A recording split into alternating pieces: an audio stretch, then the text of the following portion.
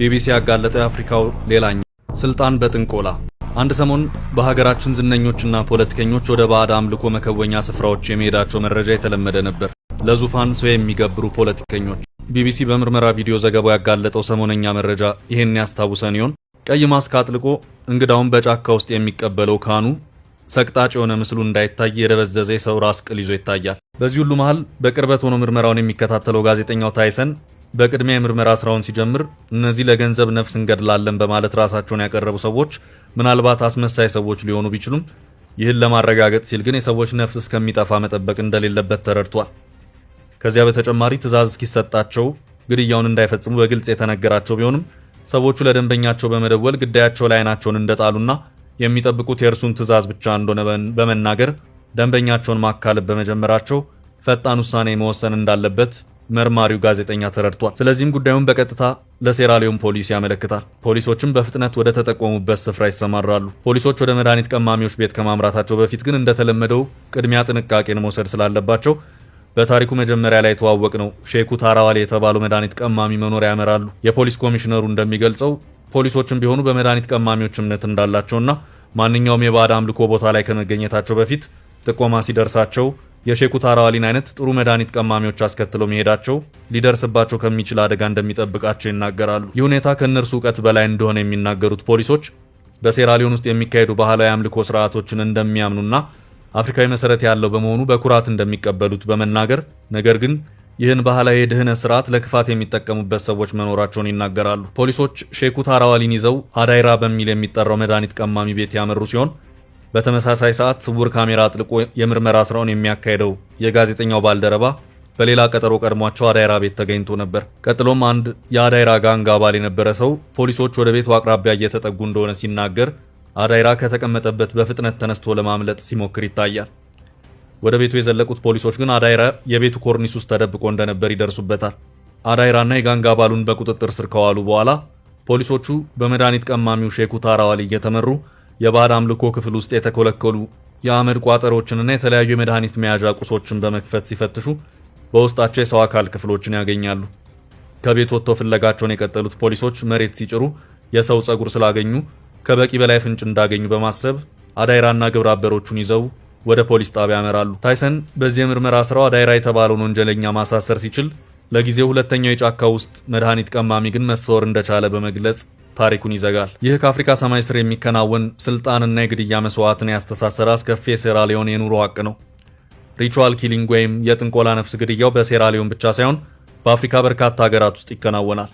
የዓለም አቀፍ የጤና ድርጅት ሪፖርት 80 በመቶ የሚሆኑ አፍሪካውያን አሁንም ድረስ ባህላዊ መድኃኒት ብቸኛ አማራጫቸው እንደሆነ እንደሚያምኑ የሚገልጽ ሲሆን ይህ ባህላዊ ሕክምና በአንዳንድ ቦታዎች ላይ በዚህ መልኩ ለከፋ ልማዳዊ አገልግሎት ይውላል።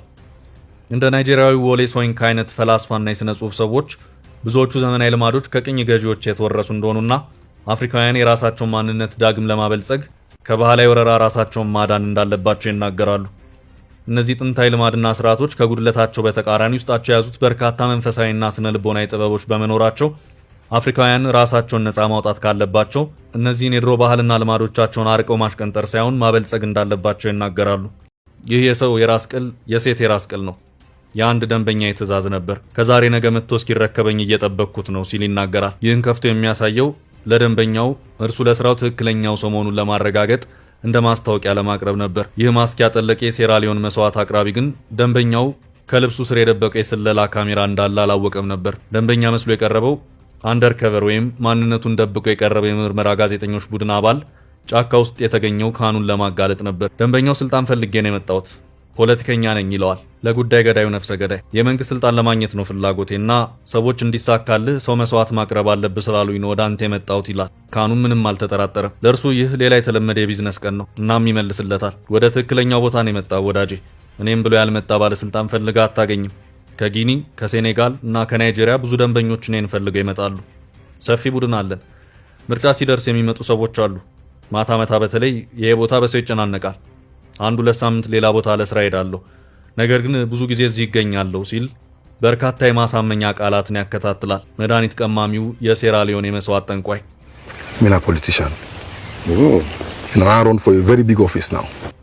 ከላይ የቀረበው ታሪክ በሴራሊዮን የሆነ ነው። ታይሰን ኮንቴ የተባለ ሴራሊዮናዊ ጋዜጠኛ በሀገሩ በየጎዳናው ሰዎች ተገድለው የሚገኙበትን ምክንያት ለመረዳትና ለዓለም ይፋ ለማድረግ በግል የጋዜጠኝነት የምርመራ ስራው ሲንቀሳቀስ በሴራሊዮንና በአፍሪካ በጨለማ እየተከወነ ያለ አንድ አስከፊ ሰይጣናዊ ልማድ ያስቃኘናል።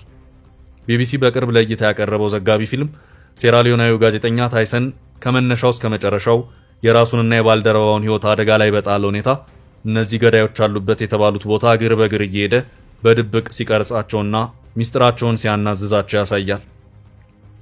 የምርመራ ስራውን ሲጀምር ታይሰን በሴራሊዮን ድንገት ሞተውና በመንገድ ላይ ተጥሎ የሚገኙ ሰዎች ቁጥር መብዛት እንዳሳሰበው ይገልጻል። በሴራሊዮናውያን ዘንድ እነዚህ ግድያዎች ምክንያታቸው ምን እንደሆነ ይታወቃል። ሰዎች ስልጣንና ኃይል ለማግኘት ሲሉ ገንዘብ ከፍሎ ሰዎችን ለመስዋዕትነት የሚያስገድሉበት ሀቅ ለብዙሃኑ የተደበቀ አይደለም። ጋዜጠኛው ታይሰን ከነዚህ ተጠቂዎች አንዷ የራሱ ዘመድ የነበረች ሴት እንደነበረች ይናገራል።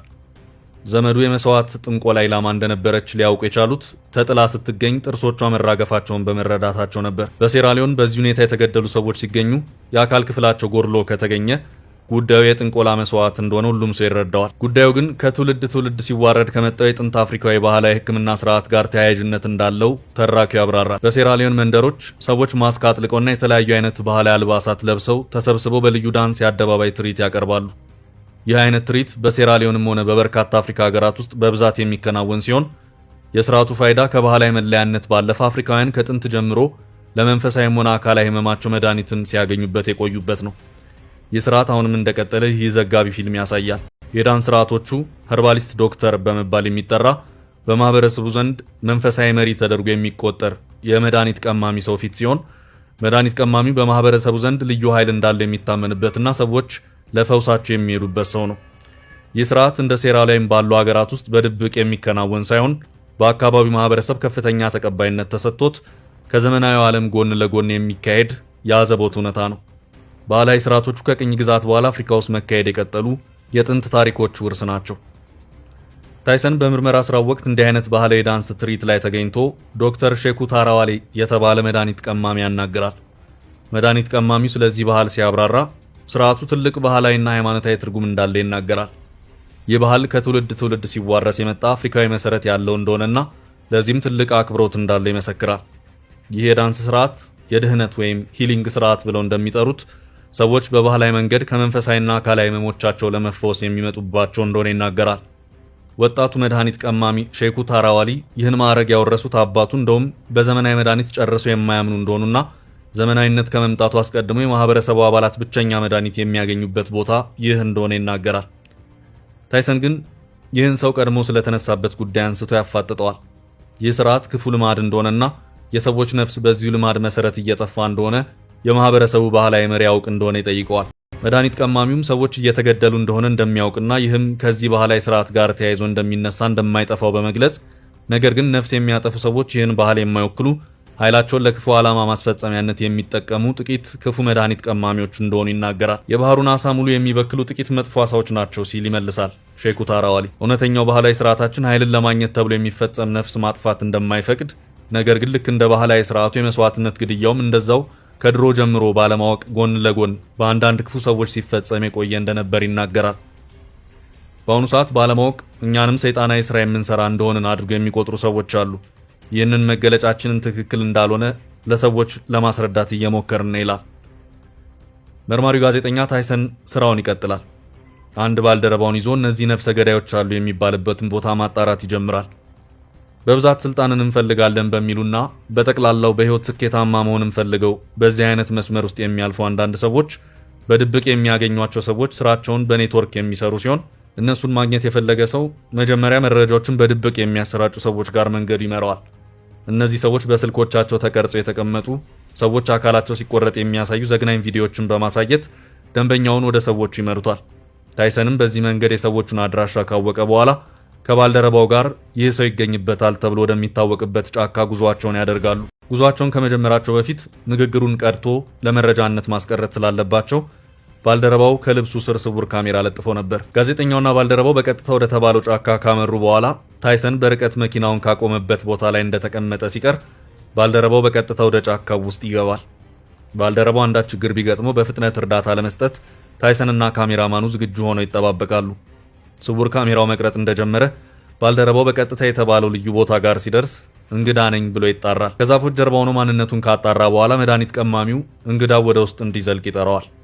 ማንነቱ እንዳይታወቅ በሚል በጌጣጌጦች ያሸበረቀ ጭንብል አጥልቆ ነው ካህኑ በመባል ራሱን ያስተዋወቀው መድኃኒት ቀማሚ ደንበኛውን ተቀብሎ ወዲያውኑ ስለ ስራ ማውራት ይጀምራል። ባልደረባው የመጣው ስልጣን ፈልጎ እንደሆነና ለዚህ ዓላማው አንዲት ሴትን መስዋዕት ማቅረብ እንዳለበትና መስዋዕቱ ሲፈጸምም የሴቲቱ ቀኝ እጅና ቀኝ እግር ተቆርጦ መሆን እንዳለበት እዚህ ቦታ ላይ ሲኬድ የሚባለውን የተለመደውን አይነት የሽፋን የፈጠራ ታሪኩን ይናገራል። መድኃኒት ቀማሚው ካህኑ ስልጣንን ፈልገው የሚመጡ በርካታ ሰዎች እንዳሉ ለደንበኛው ከነገረው በኋላ ለስራው ትክክለኛው ሰው እንደሆነ ለማሳየት በሚል በጨርቅ የተጠቀለለ ነገር አንስቶ ከፈታው በኋላ ከውስጥ የነበረ የሴት ራስ ቅል ብቅ ይላል። በአንድ ደንበኛው ትዕዛዝ የተፈጸመ እንደሆነ በመግለጽ ደንበኛው መጥቶ ክፍያውን ፈጽሞ የጠየቀውን እስኪረከበው እየጠበቀ እንደሆነ ያብራራለታል። ቀጥሎም ካህኑ ይህን ደንበኛውን ጠርቶ ወደ ጫካው ያመራውና በዛፎች ቅርንጫፍ የተሸፈነ ጉድጓድ ገለጥ እያደረገ የሰዎች አካል ክፍሎች የተቀበረበትን ቦታ እያመለከተው ደንበኛውን ይበልጥ ለማሳመን ይሞክራል። በመደናገጡ ድምፁ በግልጽ በሚለይ ሁኔታ መርበትበት የጀመረው ደንበኛው ማስመሰሉን ቀጥሏል። ካህኑ ስራውን የሚያከናውኑ ሰዎች እንዳሉ እና የእርሱ ስራ ትዕዛዙን ማስተላለፍ እንደሆነ ለደንበኛው ያስረዳዋል። ቀጥሎ ወደ ክፍያ ድርድሩ በመግባት ደንበኛው ለስራው ክፍያ የሚፈጽመው ስራው ካለቀ በኋላ እንደሆነ በመናገር ክፍያው 7 ሚሊዮን የሴራሊዮን ገንዘብ መሆኑን ይናገራል። ይህም በዶላር ሲቀየር $3000 ማለት ነው። ደንበኛው በዋጋው እንደሚስማማ በመናገር መስዋዕቱን ግን በቀጣይ እስኪያሳውቀው ድረስ እንዳይፈጽሙት ነግሮት ወደ መጣበት ይመለሳል። የመጀመሪያው ምርመራቸውን በዚህ መንገድ ከጨረሱ በኋላ ቀጣዩ ጉዟቸው ወደ ሌላ በስም የዚህ አይነት አስከፊ ስራ ላይ ተሰማርቶ ያለ ሰው እንደሆነ የደረሱበት አዳይራ በመባል የሚታወቅ ሰው ቤት ይሆናል። አዳይራም ደንበኛውን ባለመጠርጠር ሚስጥራዊውን ስራ እንዴት እንደሚከውኑ ይናገራል። ስልክ በመደወል ከሌላ ግብረአበሩ ጋር ደንበኛውን ያገናኘዋል። የወንጀል ግብረአበሩን በዝርዝር ደንበኛው ምን አይነት ሰው እንዲገልለት እንደሚፈልግና የትኛውን የሰውነት አካል እንዲቆረጥ እንደሚፈልግ ይጠይቃል። ደንበኛው እንድትገደል የሚፈልገው ሴት እንደሆነች እና የቀኝ እጇና የቀኝ እግሯ እንዲቆረጥ እንደሚፈልግ የሽፋን ታሪኩን ይናገራል። የደንበኛውን ቀልብ መግዛት እንደቻለ የተሰማው አዳይራ በአካል ትንሽ ቢሆንም ድምጼ ግን ብዙ ቦታ ይደርሳል ሲል ሲደነፋ ይደመጣል።